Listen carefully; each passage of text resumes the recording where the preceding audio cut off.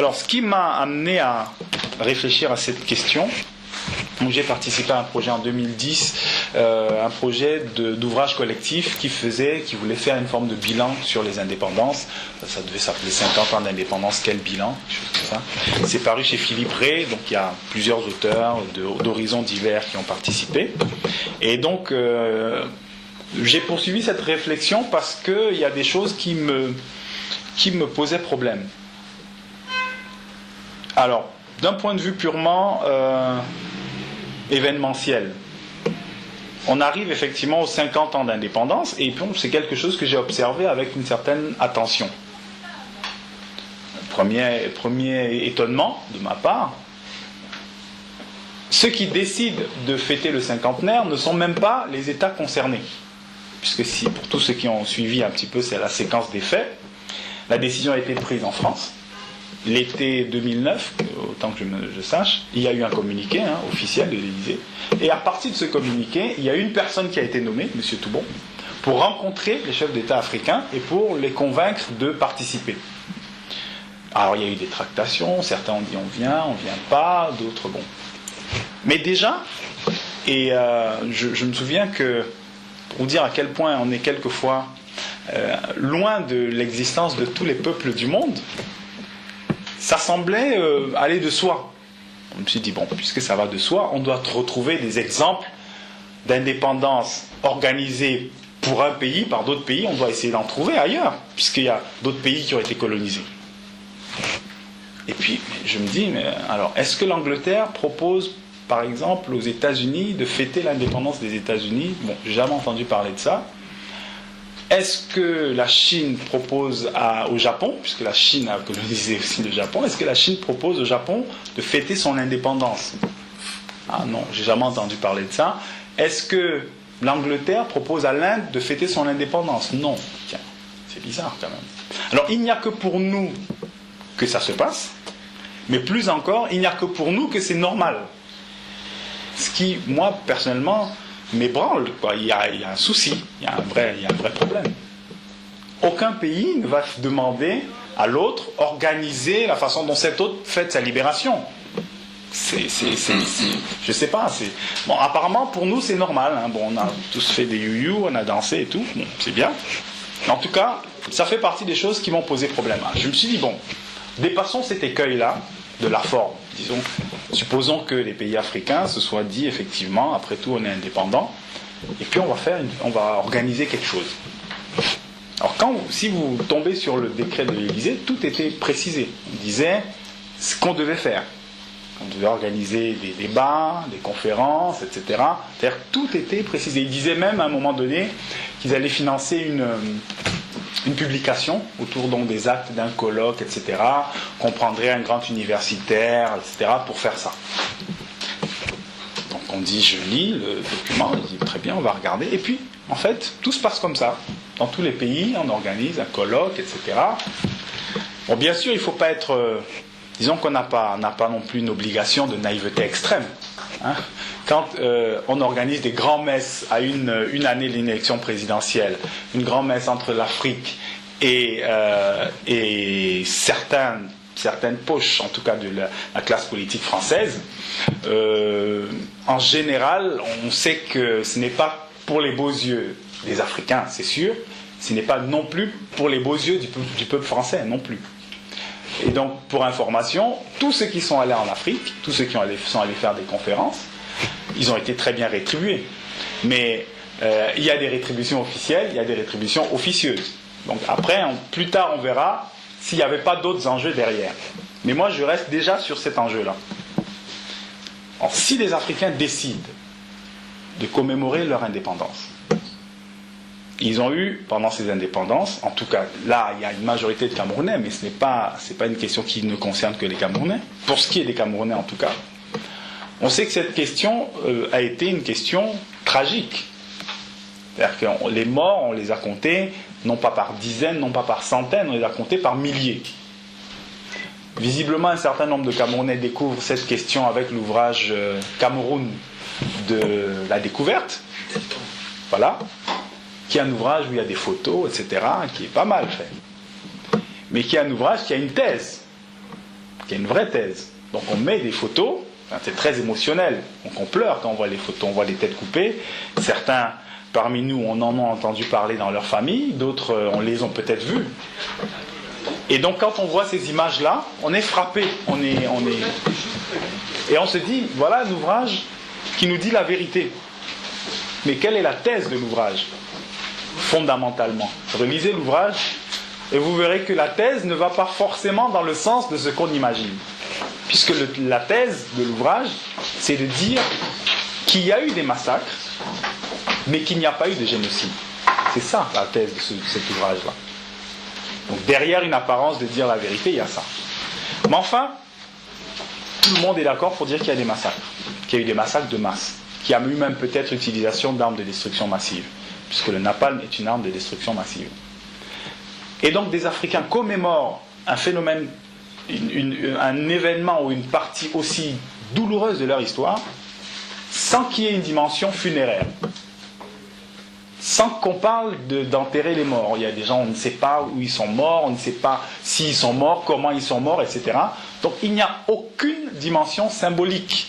Donc vous faites une commémoration, il n'y a pas de dimension funéraire. C'est-à-dire en réalité, dans tout cet événement, il y avait un absent. Et un grand absent, c'était l'Afrique. Si on nous demande à tous, quand on va dans nos contrées, dans nos villes, dans nos villages, voilà, on va penser à certains anciens, à des choses qui se sont passées, il y a eu des douleurs et tout. Il y aura toujours une dimension, un minimum symbolique. Un minimum. Et là, on n'a rien eu.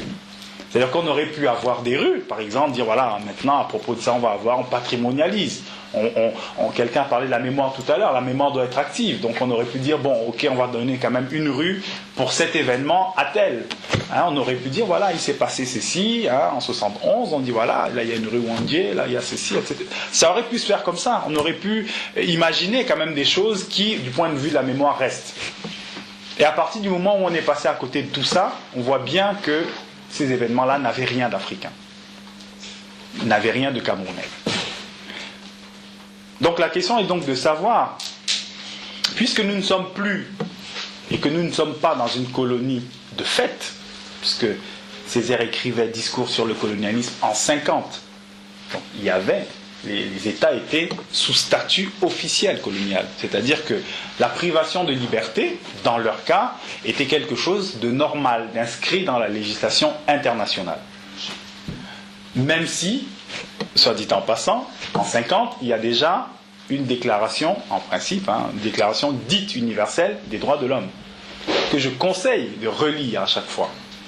En particulier, je conseille l'article 2, qui louvoie avec la colonisation et fait comme si elle n'existe pas, alors qu'il sait très bien qu'elle existe. Dans cette période où Césaire écrit, on est en colonie. Donc la question qu'on peut se poser, c'est est-ce que ce discours-là, après la colonie, est-ce qu'il a encore une valeur ? Est-ce qu'il a une certaine pertinence ? D'un côté, on voit des États qui se comportent quelque part comme s'ils étaient des colonies, en réalisant l'intérêt des autres, et d'un autre côté, il n'y a rien, il n'y a aucun... légalement, ils sont indépendants, légalement, ils ont tous les droits de faire valoir leurs intérêts. Donc c'est cette problématique que j'ai appelée donc indépendance, parce que, vous savez, quand vous dites incorrigible, par exemple, vous dites incorrigible, on ne peut pas le corriger, donc indépendance, c'est celui qui ne peut pas être en dépendance quelque part, celui qui est donc indépendant, il ne peut pas être dépendant, indépendant. Mais si vous dites in en latin, ça veut dire dans. In, c'est dans la dépendance, à l'intérieur d'eux. Donc nous on est dans une situation hybride, c'est pour traduire cette hybridité que j'ai pris le terme donc de indépendance, parce que on n'est pas vraiment, on a des apparences d'indépendance, et on a des comportements, des attitudes et des résultats qui sont exactement les mêmes que si on était en colonie. Et je dirais même plus. En fait, notre statut actuellement, c'est un statut optimal pour toutes les hégémonies. Parce que vous arrivez à diriger des États, ou en tout cas à prendre l'essentiel de ce qui vous intéresse, tout en maintenant un discours droit de l'hommiste, un discours sur la démocratie, un discours sur la liberté des peuples. C'est beaucoup plus facile de le faire si les peuples sont en apparence indépendants. Si vous le faites, vous dites que vous êtes pour les droits de l'homme, pour la liberté humaine, pour l'humanisme généralisé, etc., alors que vous avez concrètement des colonies, il y a un moment donné, on vous dit que ça ne marche pas. Mais si vous vous libérez des colonies, entre guillemets libérées, personne ne peut vous faire ce reproche. Au contraire, vous pouvez venir regarder si les élections se passent bien. Même si vous envoyez des machines qui permettent de faire en sorte qu'elles se passent dans le sens qui vous intéresse, vous. Enfin, officiellement, ça marche. Ça fonctionne. Donc c'est un peu ce statut-là que j'ai interrogé. Et les résultats, donc vous jeterez un œil, pour ceux qui auront le temps, les résultats sont qu'en réalité, on est un peu dans la même situation que les Césaires décrivaient, une situation liberticide, une situation, mais avec la corruption en plus. C'est-à-dire que la corruption, pas seulement au sens de échange de pots de vin, pas seulement ça. C'est-à-dire qu'à partir du moment où les principes sur lesquels vous fonctionnez sont contradictoires avec les principes dont vous vous réclamez, en fait, vous avez une forme de corruption génétique. Vous ne pouvez pas sortir d'un modèle de corruption. Ce n'est pas possible. Vous ne pouvez pas dire je suis indépendant, donc j'ai des droits régaliens, alors que votre défense nationale est assurée par d'autres. Et que la façon dont cette défense nationale est assurée implique des conditions sur la disposition de vos ressources naturelles. Dit autrement, l'accord de 1961 que tout le monde connaît, il était très clair. Donc il y avait un accord qui disait, on dit que c'est un accord, donc moi je mets accord entre guillemets, de défense entre guillemets aussi, de 1961, ça on peut enlever les guillemets si on veut, mais en tout cas il y avait une partie qui disait, bon alors on expliquait dans quelles conditions, dans quel contexte l'armée française pouvait intervenir en Afrique pour prendre ce cas. Et puis il y avait une annexe qui disait explicitement, voilà, vous avez des ressources, certaines ressources sont stratégiques, elles sont citées en général, précisément, et on dit, voilà, pour les utiliser, vous devez quand même nous demander à nous comment ça se passe, etc. Donc on a fonctionné sur ce modèle-là. Jusqu'à maintenant, puisque maintenant on nous dit que les accords ont été revus, ils sont revus, chaque année on nous dit ils sont en train d'être revus, ils sont en train d'être revus, on ne sait pas trop, concrètement on ne sait pas vraiment, et on ne le sait jamais pour ce type de questions que beaucoup plus tard. Donc voilà un peu le type de paradoxe et de contradiction que je note. J'essaie de décrire un peu le modus operandi, comment ça fonctionne, comment on peut à la fois avoir des pays indépendants, sur le papier, avec des armées, avec des défilés, avec des fêtes nationales et tout ce qu'on veut. Comment on peut avoir ça d'un côté, et d'un autre côté un comportement global qui renvoie à la colonie. Alors, le comportement global, on peut l'observer très rapidement. Si vous prenez l'ensemble des ressources qui sortent d'Afrique et l'ensemble des ressources qui rentrent en Afrique, vous verrez bien que depuis effectivement des siècles, l'Afrique perd ses ressources essentielles. Et on n'a même pas la mesure, non seulement on n'a pas la mesure, mais on ne peut pas l'avoir aujourd'hui, parce qu'on ne sait pas tout ce qui se passe. Alors ce n'est pas le malheureux conspirationniste que je suis qui l'affirme, et chaque fois que je le dis, je prends soin de me mettre sous le contrôle du président congolais, l'ancien président congolais Pascal Lissouba, qui a témoigné dans le cadre des enquêtes qui avaient été faites sur le pétrole, etc. Il a dit clairement, voilà, nous ne pouvions pas dire quelle quantité de pétrole sortait du Congo, puisque c'est un pétrole offshore, donc c'est un pétrole en eau profonde. Nous n'avions pas, alors est-ce qu'ils ont essayé, etc., je ne sais pas, mais enfin, on n'avait pas de ressources, de gens qui étaient capables de nous dire quelle quantité sortait. Et dit-il, un jour la compagnie pétrolière vous dit, ah ben, il n'y avait rien, on n'a pas pris grand-chose. Bon, ben, vous acceptez. Le lendemain, ils vous disent, voilà ce qu'on avait, du déclaratif. Après, ils vous disent, oh oui, mais comme les cours du pétrole ont augmenté, comme ceci, cela, finalement, il n'y a pas grand-chose. Vous acceptez. Donc, en gros, voilà un peu comment sont gérées une grande partie des ressources. On peut penser que l'uranium, aujourd'hui, répond à peu près à la même logique, puisque même des ONG françaises n'arrivent pas à aller faire des enquêtes sur le degré de toxicité de l'environnement où les mines d'uranium sont exploitées. C'est-à-dire qu'elles arrivent, les ONG, on leur dit, vous laissez vos appareils de mesure si vous voulez y aller. Donc ça, c'est concret. Donc c'est ce que j'appelle le modus operandi. Comment ça fonctionne concrètement. Bon, j'ai donné quelques pistes. Mais il n'y a pas que le cas français, c'est-à-dire qu'on peut aussi avoir, il y a des effets économiques par exemple qui vont amener des États qui sont sur la très longue durée spécialisés dans certaines productions. Quand vous êtes spécialisé à long terme sur certaines productions, il est extrêmement difficile d'en sortir. Vous avez des multinationales qui étaient dans les pays avant que les pays ne soient constitués comme tels. D'accord ? Firestone, etc. D'accord ? Donc avant que le pays n'existe, la multinationale existait et elle prenait déjà la matière première qui l'intéresse. Et dans certains cas, c'est pour ça aussi je suis souvent hébété quand j'entends certains dire voilà, il faut qu'on fasse appel aux investisseurs étrangers. Mais en fait, on ne se rend pas compte que c'est eux qui ont fabriqué nos pays. Vous n'avez pas besoin de les appeler pour qu'ils viennent, ils savent très bien. Les cartes géologiques, ce n'est pas nous qui les avons, c'est eux qui les ont. Donc vous les appelez, mais enfin, c'est pas très sérieux. Ils savent très bien. Ils savent à quel moment ils vont venir et pour quelle raison. Donc ça, alors quelle est la facture de tout ça ? Qu'est-ce que ça coûte, en gros, toutes ces questions ? Je pense qu'il y a, au-delà de nous, bien sûr, nous devons d'abord nous intéresser à nos existences, sans nier les autres. Mais c'est humain de s'intéresser à sa propre personne et d'assumer ses responsabilités en société. Et pas qu'en société, d'ailleurs, ses responsabilités humaines, même spirituelles. Donc, ce système des indépendances est problématique parce qu'il pose un certain nombre de questions au genre humain. À partir du moment où il limite la liberté d'une partie du monde, eh bien, il entraîne des effets de contagion. C'est-à-dire qu'un pays qui limite la liberté d'un autre ne peut pas être démocratique. C'est impossible. Puisqu'il ne les limitera jamais de façon officielle. C'est-à-dire que lorsque les Américains veulent aller prendre du pétrole en Irak, il faut bien qu'ils fabriquent des preuves. Même si, après, elles se révèlent fausses.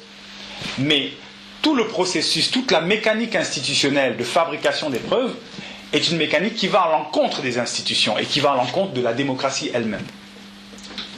Donc, le premier résultat que je tire de ce système, c'est que partout où il y a l'hégémonie de peuples et surtout d'États dits démocratiques sur des États dits peu démocratiques, on peut être certain d'une chose, c'est qu'il n'y a la démocratie dans aucun des deux systèmes. Ça, c'est le premier point. Et d'ailleurs, je note que Mongobetti, en 72, il avait vu de façon très brillante. Il avait vraiment vu de façon cristalline. Il avait senti ça, il l'a dit clairement. Il a dit d'ailleurs qu'il craint que les efforts des résistants africains ne soient vains tant qu'il n'y aura pas une véritable démocratie qui s'installera dans les pays occidentaux. En réalité, j'ai envie de dire, les pays des anciennes colonies, en fait, sont l'enclave antidémocratique par excellence de l'Occident. Par excellence. Mais il y a d'autres aspects. Il n'y a pas que ces endroits où ils sont peu démocratiques. Il y a beaucoup si vous prenez l'histoire de la construction européenne, vous verrez que quand les peuples disent non, on leur dit oui, vous n'avez pas compris, vous allez revoter quand même. Jusqu'à ce que vous disiez oui.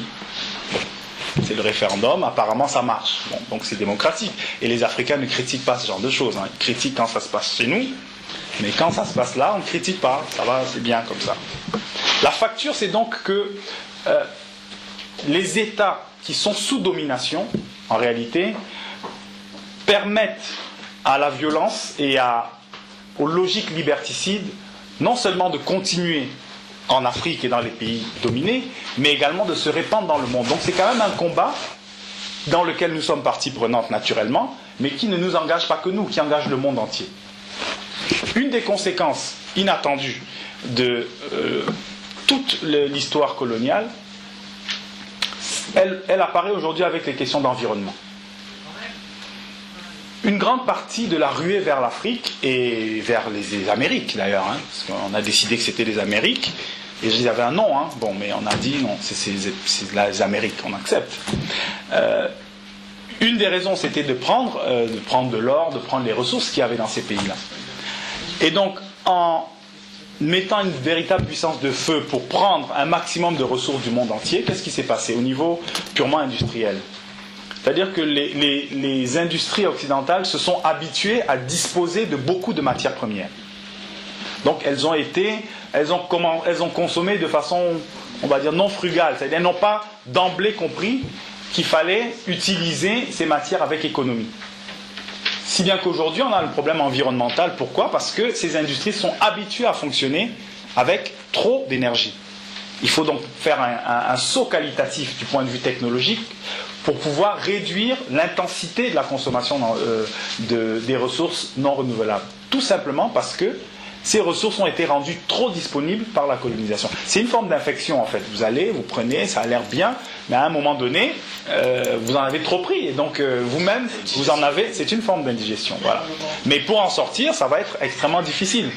D'accord ? Donc la question coloniale n'est pas seulement une question qui se limite à nous. Là, on voit qu'elle a un effet sur l'environnement. Clair. La question coloniale a un autre effet extrêmement important. Et nous, on le vit de façon très douloureuse. C'est le développement d'une forme d'immigration, je dirais, pathologique.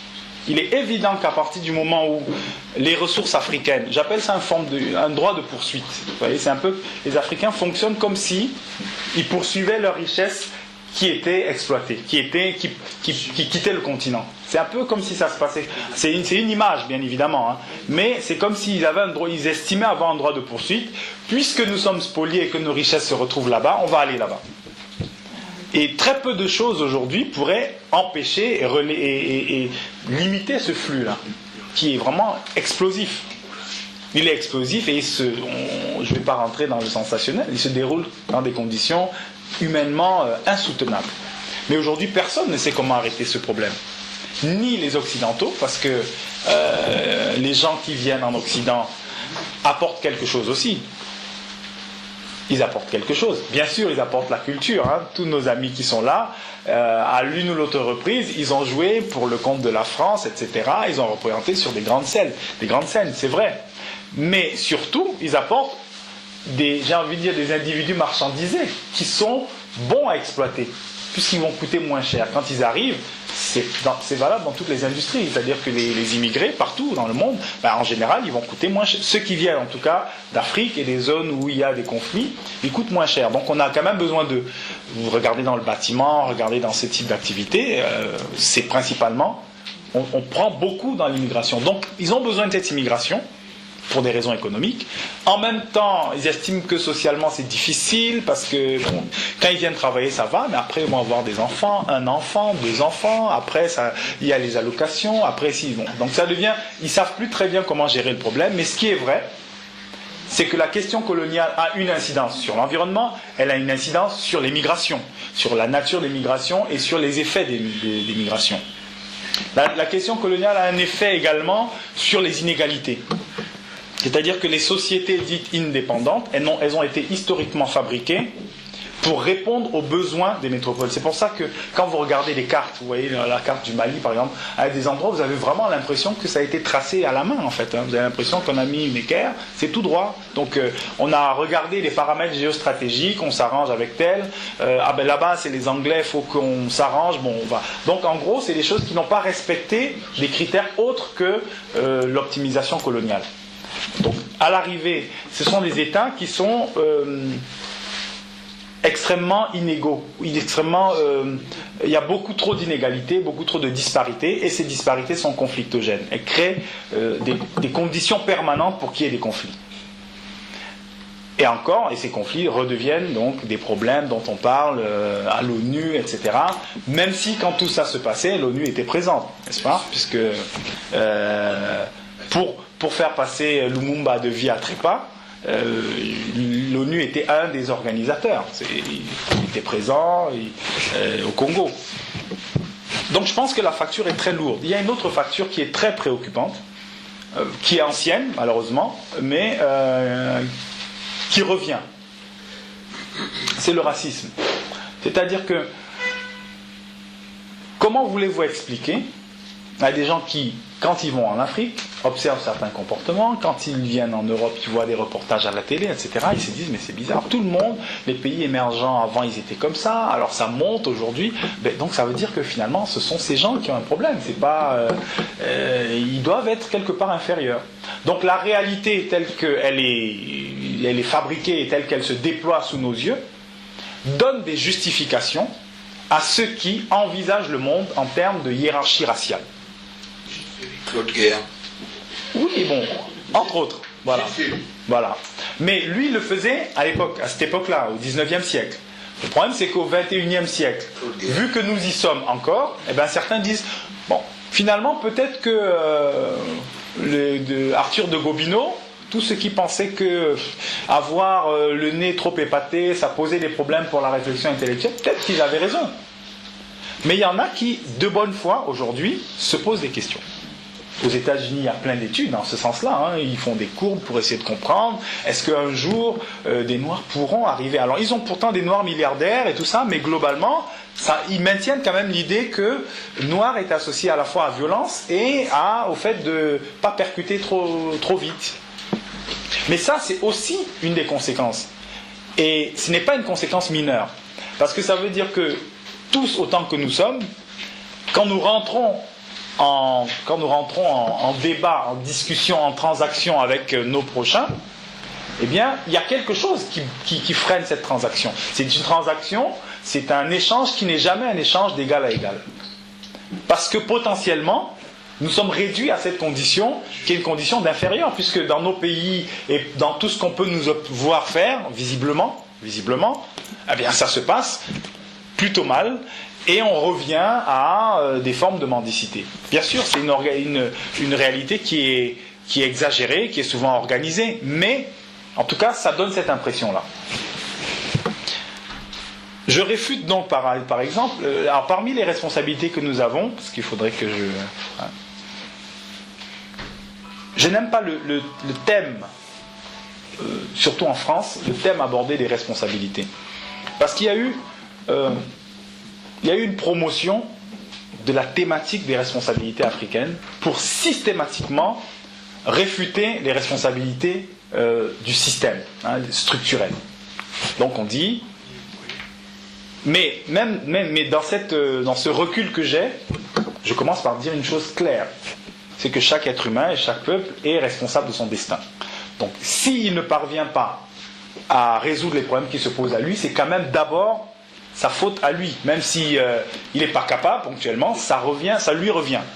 Mais je prenais une image, je disais, bon, si le renard dévore vos enfants, c'est peut-être le renard qui les a dévorés, c'est même le renard qui les a dévorés, ou la panthère, mais ce sont vos enfants. Ça veut dire qu'ils sont quand même sous votre responsabilité. Donc, pour moi, disons que ce n'est pas une question de observer la systémique, comment les choses fonctionnent, ce n'est pas dédouaner les Africains, loin de là, puisque c'est de toute façon d'abord à nous de produire l'effort nécessaire pour sortir de cette situation. Mais le thème est un thème qui a été promu avec beaucoup de malice ces dernières années. Vous verrez d'ailleurs que souvent les best-sellers africains en Europe et même aux États-Unis, c'est souvent des gens qui vont surfer sur cette vague-là. Oh, c'est notre faute, les autres n'ont rien fait, etc. C'est nous. Il y a une économiste zambienne qui s'appelle Moyo, voilà, qui a fait un tabac aux États-Unis, etc. Mais en parlant de l'aide fatale, voilà. Mais en disant franchement des banalités à coucher dehors. Et puis franchement des choses, vous posez des questions, vous dites mais c'est pas possible, on peut pas dire ça, mais bon. Ça passe, et puis voilà, en gros l'aide fatale, comme on aide beaucoup, on a dépensé des milliards pour les Africains, etc. Ça marche pas, donc il faut passer à autre chose. Alors bien sûr, elle dit c'est le marché, c'est le business qui marche mieux, les Asiatiques ont fonctionné comme ça, etc. Donc ça va un peu dans ce sens-là. Bien sûr, c'est mieux pour les autres de dire on n'y est pour rien. Ce serait intéressant de voir un peu, d'analyser ces propos dans le détail, mais c'est pas le lieu. Mais constatez une chose, elle écrit un deuxième bouquin qui s'appelle The Winner Takes All. Donc, elle parle de la Chine, en gros, pour dire que la Chine va tout prendre, en justifiant. Et je peux vous dire qu'elle se fait incendier comme c'est pas permis, alors que c'est la même personne qui, il y a 2 ans, écrivait pour dire que, en gros, les Africains, ils adorent l'aide, etc., et c'est pour ça que ça marche pas. La même personne, avec la même nature d'argument, elle refait un ouvrage pour dire que c'est les Chinois qui vont tout prendre, et tout le monde lui saute dessus. Donc il y a quand même un souci, parce que si c'est la même nature d'argument, si c'est la même puissance intellectuelle, pourquoi dans un cas elle serait portée au pinacle, et dans l'autre, tout d'un coup, elle deviendrait 0 sur 20. Bon. On est souvent là-dedans, mais il y a des responsabilités fortes d'abord sur sur le... J'aime pas le terme intellectuel parce qu'il est très connoté, il est très spécifique normalement à la société française. Hein. Normalement, les anglo-saxons n'utilisent pas ça. Vous dites ce que vous faites concrètement. Hein. Si vous êtes libraire, vous êtes libraire. Si vous êtes enseignant, vous êtes enseignant. Bon, intellectuel, bon, c'est une catégorie qui est née en France autour de quoi, 18e, 19e siècle. Bon, elle a un sens en France parce qu'elle a une histoire en France. Donc moi, j'hésite à utiliser ce terme parce que ce n'est pas parce que c'est français que c'est universel. C'est valable, ça a une fonctionnalité en France parce qu'à un moment donné, dans l'affaire Dreyfus, etc., il y a des personnalités qui sont montées au créneau et puis ça a constitué une forme de groupe social. Donc c'est valable, mais ce n'est pas nécessairement reproductible partout. Mais disons, ceux qui se réclament de cette notion-là, des notions d'intellectuel, je pense qu'il y a d'énormes responsabilités. Je prendrais un terme aujourd'hui qu'on appelle les émergents, les pays émergents. On reprend le mot, hein, tout est devenu émergent, etc. Bon, c'est bien, c'est émergent, on émerge. Le Cameroun devrait émerger en 2035. 2035. Voilà. Alors tous les pays africains aujourd'hui nous disent que leur programme c'est d'être émergent. Les intellectuels critiques utilisent aussi le terme de oui, on veut être émergent. Mais j'ai rarement vu questionner ce concept. Et moi, ça me pose un problème. Parce que ça veut dire qu'à propos de tout, on est consommateur. À propos de tout, on considère quelque part que l'intelligence en soi, c'est un produit extérieur. On ne peut pas créer nos propres catégories, lire le monde avec nos propres outils. Alors on nous dit émergent. Ok, de quoi s'agit-il ? Alors on dit émergent, c'est quelque chose qui est entre les pays en voie de développement et les pays développés. Ce n'est pas les PMA. Les PMA, c'est encore autre chose. On dit très bien. Mais moi, je me dis, attendez, qui d'abord définit la limite, qui est à tel endroit, qui n'est pas à tel endroit ? Ah, c'est les mêmes. C'est les spécialistes occidentaux qui décident. Et bon, on va voir ce qu'ils ont dit. Les experts. Mais les Africains, dès qu'on a dit ça, ils tombent dedans. Hein, ils deviennent aussi émergentistes. Bon, très bien. Alors, on regarde un peu le concept d'émergence. Il apparaît dans les années 80-90. Au début, en fait, ils appelaient marché émergent. On parlait de marché émergent, on ne parlait pas de pays émergent. NPI. Voilà, exactement, NPI. Donc les marchés émergents, c'était, dans le monde de la finance, c'était des marchés, c'était des pays qui étaient en industrialisation rapide, ils créaient des marchés boursiers, ils créaient des marchés financiers, et on disait donc en Occident, parce que quand les marchés viennent de se créer, on peut faire plus de marge. On disait donc c'est des marchés financiers émergents. Donc on peut placer de l'argent là-bas et avoir un rendement plus élevé que sur les bourses occidentales. Voilà, en ce sens-là, qu'on parlait de marché émergent. Donc dès le départ, la notion d'émergent est liée à la possibilité pour la finance occidentale de faire des bénéfices sur des pays non occidentaux. Et rapidement. Exactement. Donc, et les Africains reprennent cette notion. Puisque la Banque mondiale prend, on accepte, le FMI prend, on accepte, etc. etc. Et aujourd'hui, on nous dit qu'on veut être émergent. Alors, tous les pays émergents, tous, considérés comme tels, ont une monnaie. Je prends un critère simple. Tous ont une monnaie. Sauf l'Afrique. Bon, tous les pays d'Afrique de la zone CFA disent, ils ont tous un programme aujourd'hui pour dire qu'ils vont être émergents. Ils n'ont pas de monnaie. C'est-à-dire que donc cette contradiction simple et évidente ne les frappe même pas. C'est un peu étonnant. C'est vraiment, on se pose vraiment des questions. On se pose des questions de fond. Est-ce qu'ils croient qu'ils ont une monnaie ? Bon. Alors oui, je vais couper pour dire que sur le fond, donc j'interroge cette question parce que je crois qu'elle est profonde. On n'en est jamais sorti. La question de nos souverainetés, on peut l'aborder sous plusieurs aspects et je sais que vous allez apporter votre contribution. Je crois que parmi les solutions, parce que bon, il faut toujours proposer des choses. Parmi les solutions, en plus d'une véritable volonté d'être qui est indispensable à tout être humain, et donc je suis convaincu, peut-être que je prendrai d'ailleurs le temps d'en faire la démonstration, Je suis convaincu qu'on a un énorme déficit de volonté d'être et que dans un monde comme celui-ci, dans le monde contemporain, c'est une tare rédhibitoire, c'est-à-dire qu'on ne peut rien faire si on n'a pas une volonté d'être à la mesure des exigences du monde contemporain. C'est peine perdue, c'est-à-dire qu'autant se passer à autre chose. Donc ça, c'est un préalable, si vous voulez. Ça a l'air d'être rien, mais je crois que c'est peut-être même d'abord là notre effort le plus titanesque à mener. C'est-à-dire simplement vouloir être comme tout le monde. Et là, Césaire disait que pour le nègre, il avait un mot, une expression pour dire que, voilà, il disait que le nègre doit apprendre à être un demi-urge pour être un homme. Cet homme était vraiment, c'était une sommité. Ça veut dire que pour que le noir devienne comme un homme normal, il doit faire des efforts comme un dieu. Tellement le poids de l'histoire l'a endolori, endormi, l'a écartelé.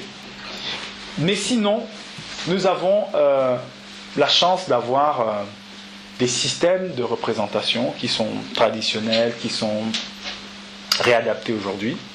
Nous avons des valeurs que nous pouvons toiletter, que nous pouvons réutiliser et qui ont une très grande force. Je ne prendrai que le cas de l'Ubuntu en Afrique australe, où on dit, la philosophie dit, en gros, l'Ubuntu, on va dire, c'est une éthique. Hein. Il dit, je suis ce que je suis parce que tu es ce que tu es. Je suis heureux parce que tu es heureux. Donc, et c'est quelque chose qui est dit de façon très lapidaire, mais c'est très distinctif de l'Africain. C'est une façon vraiment de penser à part.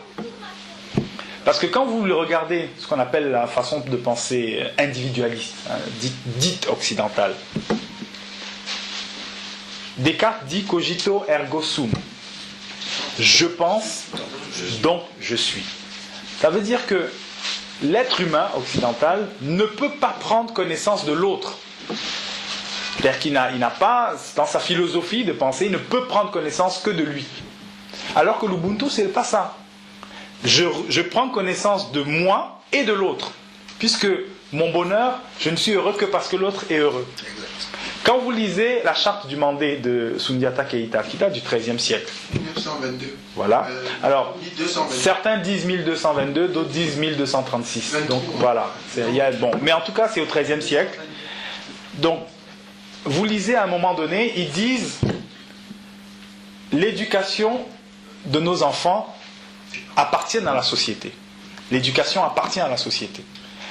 Ils disent que l'être humain doit assumer son indépendance, il doit être libre, etc. Mais en même temps, il doit s'occuper des autres. Ils disent qu'on doit éloigner de la société la famine, le manque. Vous voyez, donc là-dessus, on a une société où l'individu existe pleinement, mais où on voit bien qu'il existe pleinement dans un environnement plein, lui aussi. Donc il y a en permanence une dialogique entre les deux. Je pense qu'il faut retravailler ces valeurs-là. Il y en a d'autres, hein, il y en a beaucoup d'autres, je ne vois pas les... Et ça nous donnera matière à la fois à réflexion sur ces questions d'indépendance, et je pense que ça nous donnera aussi à trouver des solutions. Mais en tout cas, même s'il faut rester optimiste, il faut de toute façon rester optimiste, force est de constater, en ce qui me concerne, qu'il y a vraiment une urgence à faire toute autre chose.